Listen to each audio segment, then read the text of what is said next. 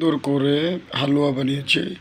এটা একটা বুটের হালুয়া, চিনি, দুধ, কিশমিশ, পোস্তা বাদাম, কাজু বাদাম। এরপরে এটা হলো সুজির হালুয়া, কিশমিশ দেওয়া আছে, ঘি দেওয়া আছে, এরপরে সয়াবিন তেল দেওয়া আছে, এরপরে আপনার আছে গরম মশলা, দুধ, সব কিছু দেওয়া এই দুইটার ভিতরে।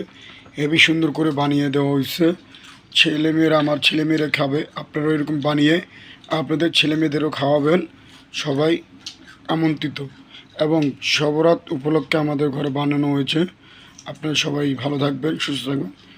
এভাবে পোলাপানদের বানিয়ে বানিয়ে খাওয়াবেন ঘরে, অপরকে সুন্দর মতন খাওয়াবেন। আরও অনেক আইটেমের ভিতরে আছে এটা দেওয়ার মতো। তো এটুকুই। আরেকটা জিনিস আপনাদের দেখাচ্ছি। এই হলো মুরগির রোস্ট, আমার ছেলে মেয়েদের জন্য পাকানো হয়েছে। এরপরে এটি খাওয়া দাওয়া হচ্ছে।